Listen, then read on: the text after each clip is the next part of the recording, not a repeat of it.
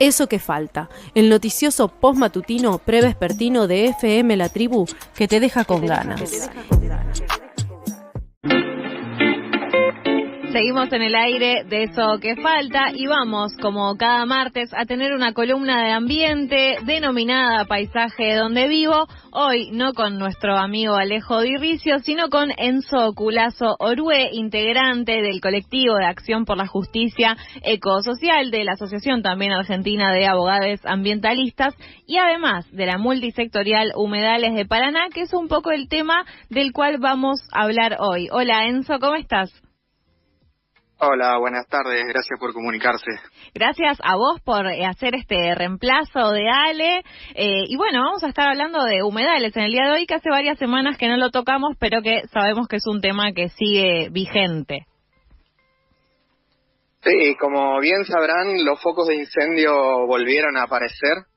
junto con la bajante del río Paraná, que vuelve a mostrar signos de cambio climático, es decir, eventos climáticos extremos, que bueno, se han prolongado en el tiempo y ya venimos en esta bajante hace más de 4 años. Bien, ¿y cuáles son las acciones que se están tomando en relación a esto? Bueno, el grupo de organizaciones que estamos a la vera del Delta del Paraná, hacemos un monitoreo ciudadano, vamos a decirle, de los focos de incendio, y después con esa información intentamos llevarla tanto a la justicia, o sea, al Ministerio Público Fiscal, también a quienes tienen a su cargo la ejecución de la sentencia de la Corte Suprema de Justicia de la Nación en el caso Esquística Defensa del Ambiente, que ordenó que una cautelar que paralice cualquier actividad humana con capacidad de alterar el ecosistema de humedales. Y bueno, entendemos que esa cautelar sigue vigente, pero que también hay un reclamo ciudadano respecto al rol que tiene que cumplir el Estado de Entre Ríos, de la provincia de Entre Ríos, en cuanto al plan de manejo del fuego, considerando que todas las actividades de quema se encuentran prohibidas, salvo expresa autorización de la Secretaría de Ambiente, autorizaciones que no se han dado en ninguna oportunidad. Por tanto, todas las quemas son ilegales, manifiestamente ilegales, y debieran tener al menos un expediente iniciado para investigar quiénes son las personas que en reiteradas ocasiones incendian territorios, a veces en repetidos lugares, y también muchas veces territorios que al parecer no presentan titulares catastrales, por ende serían tierras públicas. Entonces, bueno, un poco lo que hacemos desde las organizaciones es juntar esa información y brindársela al Estado para que tome las acciones pertinentes. ¿Y qué respuesta les estuvo dando el Estado? Si es que hay alguna respuesta o si simplemente están fingiendo demencia, digamos, frente al reclamo de las organizaciones. Respuestas hay muy pocas. Justamente la Brigada de Respuesta Ambiental que funcionó durante el gobierno pasado se ha desfinanciado completamente. El personal que estaba afectado a ese área ya no tiene esas funciones. Así que, bueno, junto con toda la política de financiamiento del área ambiental que vemos en Nación, también se replica en las provincias y la consecuencia están a la vista. Los humedales se siguen prendiendo fuego y millones de personas estamos respirando un aire de bajísima calidad que repercute en nuestra calidad de vida. Mencionabas antes una cautelar que ustedes entienden que está vigente y que a partir de esa cautelar es que están iniciando, digamos, estas acciones, estos expedientes contra estos incendios, pero quería preguntarte si la cautelar es aplicable a todo el país o si es solo específicamente para Entre Ríos o para la ciudad de Paraná en particular. La cautelar rige en todo el ecosistema del Delta del Paraná, es decir, que involucra a la provincia de Santa Fe, Entre Ríos y Buenos Aires, pero principalmente lo que hace el Ministerio Público Fiscal es investigar delitos de acción federal, es decir, delitos penales, donde la alteración del ambiente tiene capacidad de afectar a la salud pública. Entendemos que en estas causales de quemas, de incendios masivos, la cuestión de la salud pública es principal, entonces tiene competencia federal para poder investigarlo. Pero bueno, además de la justicia federal, también debieran los tribunales inferiores de provincia estar llevando a cabo estas medidas que bueno, de alguna manera se han paralizado esos procesos judiciales porque había nombres muy importantes dentro de las personas acusadas y entendemos que tienen mayor peso que el cuidado del ambiente. Claro, me quedó resonando también que decías recién que parte de la cautelar o parte, digamos, de los vistos, ¿no? Y los considerandos que debe tener la misma es que se pueden, digamos, iniciar acciones frente a cualquier tipo de alteración del ambiente. Entiendo también que decías que esto refiere específicamente al delta del Paraná, pero pienso en si esa cautelar no podría también ser llevada o trasladada a situaciones, por ejemplo, de extractivismo, no sé, de vaca muerta, por ejemplo, digo, porque ahí es claro que también hay una contaminación y una alteración del ambiente con riesgo para la salud de la población que vive cercana. Entonces, digo, ¿por qué en el resto del país, digamos, se están dando este tipo de situaciones en otros ecosistemas, ¿no? Diferentes al de los humedales. Pero bueno, o sea, ¿por qué siguen avanzando, digamos, los planes extractivos cuando sabemos a conciencia que son dañinos para la salud? Bueno, en primer lugar, aclarar que las cautelares son medidas accesorias a las acciones principales y que solo rigen para casos particulares, ¿no? No hay cautelares generales y solo se dictan en el marco de un proceso judicial si alguna de las partes lo solicita y el juez considera que se cumplen los requisitos necesarios para dictarla. Entonces, las cautelares tienen un tiempo y un espacio determinado, claro, y no se aplican de manera general. Sin duda que muchas de las acciones judiciales, que muchas veces son amparos porque es la vía más rápida, expedita para proteger la salud, van acompañadas de medidas cautelares que muchas veces también, obteniendo la medida cautelar, el objeto principal del litigio se estaría solucionando, ¿no? Sobre todo cuando se puede paralizar con la cautelar lo que está generando el impacto ambiental. Claro. Pero también muchas veces es cierto que no hay un adecuado control judicial del cumplimiento de estas medidas cautelares, y ahí es donde los ministerios públicos fiscales, también penales como extrapenales, tienen amplias funciones de poder,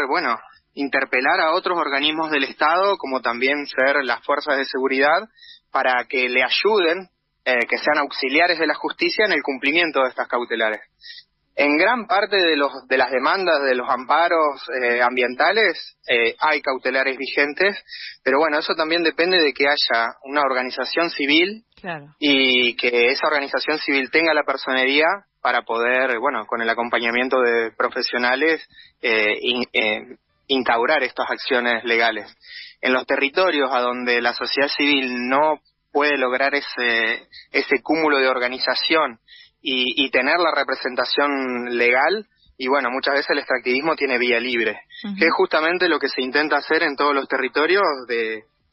cercenar la resistencia civil, de desarticular a las asambleas para que no exista resistencia, junto con todo el aparato mediático que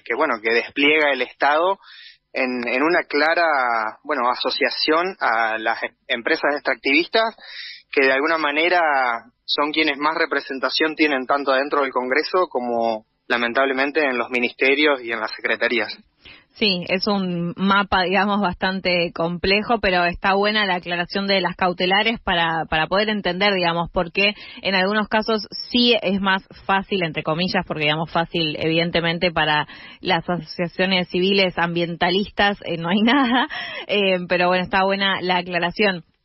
Retomando el tema de Paraná, decías antes que en el gobierno anterior existía una brigada de respuesta ambiental que ahora directamente está desarmada, y pienso también entonces en el sector que refiere a manejo del fuego. En ese caso, ¿qué es lo que está pasando? ¿Hay una brigada, digamos, que siga trabajando o también fue desfinanciada completamente?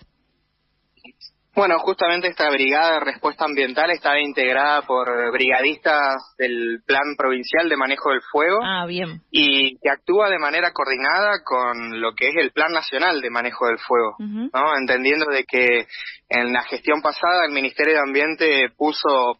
gran cantidad de recursos para formar a estos equipos de brigadistas, tanto con recursos humanos como materiales, y que hoy en día no sabemos a dónde están todos esos recursos, tanto los aviones hidrantes como la cantidad de brigadistas que debieran tener, sus sueldos acorde al trabajo que realizan, que es un trabajo de alta peligrosidad,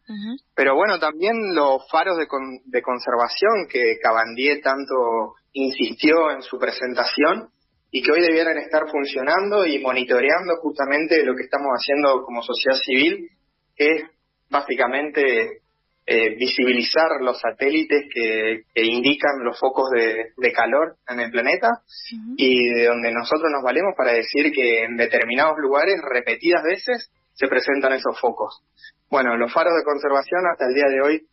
no sabemos si están funcionando, no sabemos a quién reportan los incendios, por lo tanto dudamos realmente de esta política, pero sí sabemos que se han gastado millones y millones en esos faros. Entonces, realmente a nosotros no nos interesa tanto el color político, sí lo que nos interesa es que sean consecuentes con las políticas y sobre todo con los recursos que se están poniendo en juego. Claro, porque más allá que ahora en esta nueva administración y gestión del Estado sabemos el desfinanciamiento que está sufriendo todo lo que refiere a lo público, igualmente el año pasado, cuando todavía era el gobierno de Alberto Fernández, y vos nombraste recién a Cabandier como ministro de Ambiente, bueno, los focos de incendios fueron muy importantes durante el año pasado, durante parte de esa gestión, y lo que denunciaban desde las organizaciones sociales es que no había manera, digamos, de, con el presupuesto que había, que se logren apagar esos focos. Es decir, que en realidad el desmanejo o el desfinanciamiento tiene ya un tramo bastante largo en lo que refiere a políticas ambientales. Sin duda, ahí vemos continuidades, si bien algunos gestos políticos intentan mostrar otro parecer, realmente no hay grietas en cuanto al extractivismo y bueno, si se quisiera conservar un ecosistema no se tiene que ir apagando a los incendios, sino prevenir de esos incendios, y eso va de la mano con responsabilizar a las personas que están utilizando el ecosistema de manera inadecuada, contrario a la ley, pero también en promover actividades que realmente cuiden y conserven la naturaleza, reconociendo que gran parte del delta del Paraná ya está declarado como área natural protegida, con distintos niveles de ejecución de los planes de manejo, pero sobre todo también pensando de que al menos se encuentran registrados 60 terraplenes en el delta del Paraná, lo que es completamente inconstitucional, reconociendo que la Constitución de Entre Ríos es una de las pocas que menciona a los sistemas de humedales, junto con los ríos, o sea, las cuencas, los declara libres de toda construcción de obra de infraestructura a gran escala que pueda alterar o disminuir la libertad de los aguas y el desarrollo equilibrado de los ecosistemas. Entonces, gran parte de estos terraplenes son inconstitucionales y la Secretaría de Ambiente de Entre Ríos debiera proceder a su desarme para que el ecosistema recupere su integridad y bueno, y pueda defenderse de estas adversidades que, si bien en un 99% son por causas humanas los incendios, también están agravados por la crisis climática que mantiene a nuestro río Paraná